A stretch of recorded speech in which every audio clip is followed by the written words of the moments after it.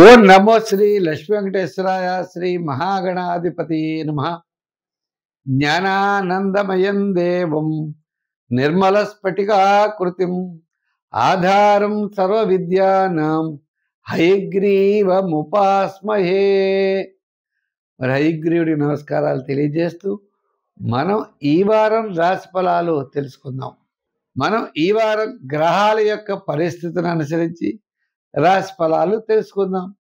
మరి కర్కాటక రాశిలో గురుడు, సింహరాశిలో కేతువు, వృశ్చిక రాశిలో రవి, బుధుడు, కుజుడు, చంద్రుడు ధనస్సు, మకర, కుంభరాశిలో చంద్రుడు, అదేవిధంగా మరి కుంభరాశిలో రాహు, మీనరాశిలో శని.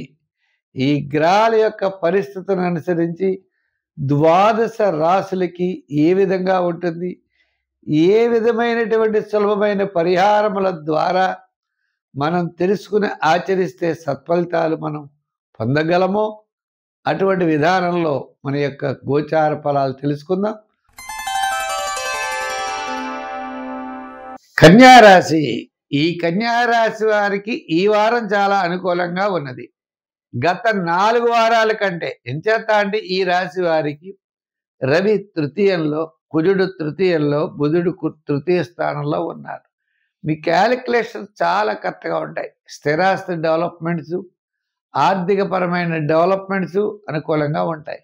షష్ఠ స్థానంలో రాహువు యొక్క గ్రహ ప్రభావం వల్ల అనుకూలమైనటువంటి ఫలితాలు కనపడుతున్నాయి. చంద్రుడు చతుర్థ, పంచమ, షష్ఠ స్థానాల్లో సంచారం కాబట్టి వార ప్రారంభంలో వివాదాలు, వారం మధ్యలో సమస్యలు, వారాంతం ముఖ్యమైన వ్యవహారాలు యోగించే అవకాశాలు ఉన్నాయి. దూరం నుండి శుభవార్తలు అందుతాయి.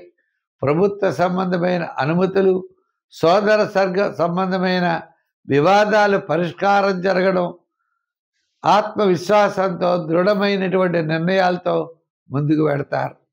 ఉద్యోగపరమైన అభివృద్ధి, అదేవిధంగా మీకు కోర్టు వ్యవహారాలు ఏవైనా ఉన్నట్లయితే వాటి అనుకూలత తప్పనిసరిగా లభిస్తుంది. కొన్ని చికాకులన్నీ కూడా తగ్గేటువంటి పరిస్థితిలో ఈ 3 గ్రహాలు కూడా తృతీయ స్థాన సంచారం వల్ల మీకు చాలా చక్కగా యోగిస్తాయి.